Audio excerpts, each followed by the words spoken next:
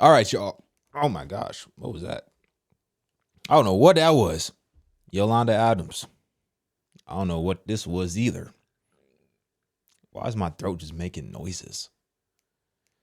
Yolanda Adams suggests God is bigger than gender. I don't necessarily have an issue with that title, but what she said was a little sketchy. Let's play it. I don't think that God is this small entity that people are trying to make him or her or it because he is spirit. Because we are of the mind of calling things, gender wise, because that's how we grew up. I'm just going Right. to continue to say if he was going to be surprised by you, he wouldn't have created you. Because it's like, how do you think God is surprised just because you're surprised? And if he made all things and if he created all things, God is a God of variety. God is a God of diversity. We wouldn't have a million genuses of flowers if he were not. I just believe that God entrusts us with his power to make the world a better place, to encourage and inspire, to uplift, never to put what we think on somebody else. If they want to know, they can, just talk to us and find out. But I don't think that God is this small. I don't really even understand what she said. I wish I would have known what the question was in the context of what she was speaking on. Can I listen to it one more time without y'all getting upset? I don't think that God is this small. I don't think that God is this small entity that people are trying to make him or her or it because he is spirit. Because we So obviously that statement is problematic. God is not a her or a it. God reveals himself in the Bible as he. But yes, you're correct. God is spirit. So continue. are of the mind of calling things, gender wise, because that's how we grew up. I'm just going Right. to continue to say if he was going to be surprised by you, he wouldn't have created you. Because it's like, how do you think God is surprised just because you're surprised? And if he made all things and if he created all things, God is a God of variety. God is a God of diversity. We wouldn't have a million genuses of flowers if he were not. I just believe that God entrusts us with his power to make the world a better place, to encourage and inspire, to uplift, never to put what we think on somebody else. If they want to know, they can, just talk to. It sounds like she's talking about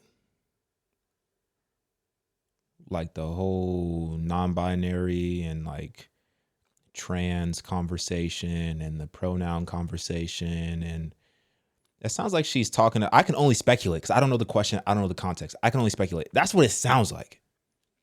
It sounds like she's saying that God is okay with that because God is a God of variety and he's not surprised if you feel like you're something different, and he's not bound by gender, so why would his creation be bound by gender? That's what it sounds like she's saying. Once again, I can only speculate because she did say we are of the mind of calling things gender wise, so we're of the mind of addressing people by male and female, which is biblical because that's what God said in his word. It's very interesting. So to the point that she said, in terms of God being a he or a she or a it or a they or a them, she ain't say that, but she might as well have said that. You go to the Bible, right? The Bible is so interesting because it just kind of like tells you, it just says the truth. So you go to Genesis 5 and it says, when God created man, he made him in the likeness of God. Male and female, he created them and blessed them and named them man. So he created them, humans, male and female. Very clear, very straightforward. Male and female. All this other stuff that we're talking about nowadays is simply stuff that humans have made up nowadays. but that's not the way it's supposed to be. That's a deviation from the truth. The truth is there's two, male and female. That's it. And guess what he said? Also significant in that, very significant, equality. Men and women are equal. Because a lot of people like to use the Bible to weaponize the Bible. Men and women are equal. And furthermore, he blessed them and named them man. He named them man. That's why he's talking about, the Bible's talking about mankind. So in general, us as human beings, we are referred to as mankind. It's because that's what God named us. He named us man. That's why we say mankind. We don't say womankind. We say mankind because that's what God said. Now, very significant, men and women are equal. All human beings are equal. We are all God's creation. We all fall under mankind. We're all equal. That's significant. Another thing we have to understand, God named us. Similar to how Adam was created, which God created Adam first. That is very significant. The order is significant. That God said, let us make man in our image to be like us, right? And then he created Adam first. That is significant. And then you remember what Adam did? He was naming the animals. So when you have the authority to name something, especially in the Old Testament, that indicates that you have a level of authority.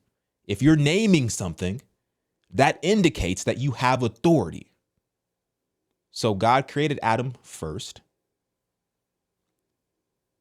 allowed him to name the animals, authority, but ultimately God named us, male and female, and called us man. So God has the ultimate authority.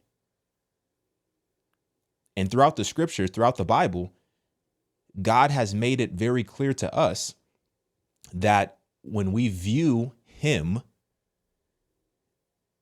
he wants to be viewed as just that, as he, not she, not they, not them, not it. It's very clear. And it's not offensive. Nowadays, we feel like the truth is offensive. It's not offensive. Male and female, he created them. It's not offensive. God wants us to refer to him as he. So that's what I'm going to do because I believe the Bible. Now, yes, God is spirit. But I see a lot of people in the comments. A lot of people in the comments are talking about, they're talking about God is literally everything. God is not literally everything. He's not everything. That's pantheism. God is not everything. God created everything. Big difference. Big difference. God is not the flowers or the grass or the wind or the sun or the universe. That is not God. God created those items. Big difference. That's a big difference because when you start to think like that, then you start to get into this thought process that Yolanda is talking about. And you know what's so crazy to me? There's so many people and I don't even know what are they smoking. I don't know what they got going on in here.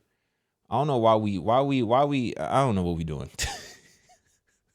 Is this the same dude who be like drinking like beer and stuff on his podcast, but then they be talking about God and talking about the Bible and stuff like that? Is this the same dude? I don't understand why we can't just have a level of self-control just for a second. Like, can we just wait for a second, dog? But anyway, it's crazy that individuals have a platform to this level, to this scale. They're reaching so many people, but yet struggle to understand the most basic of theology. The most basic of theology. Somebody said in the comments, what does that say? Faith beats. Faith Beats by Neek said, why is she beating around the bush? The Bible declares that God is He. He's the I am. He's everything. Well, He's not everything, but His character is a father to all. I understand what you're saying. He's everything in terms of He is the creator of everything, but He is not everything. God is separate from His creation. We just have to make that very clear. God is separate from His creation. But I get what you're saying. Anyway, I don't want to get too crazy on this topic, but it is very interesting. Let me know what you guys think. Get in my comments, like this video. I'm out, y'all.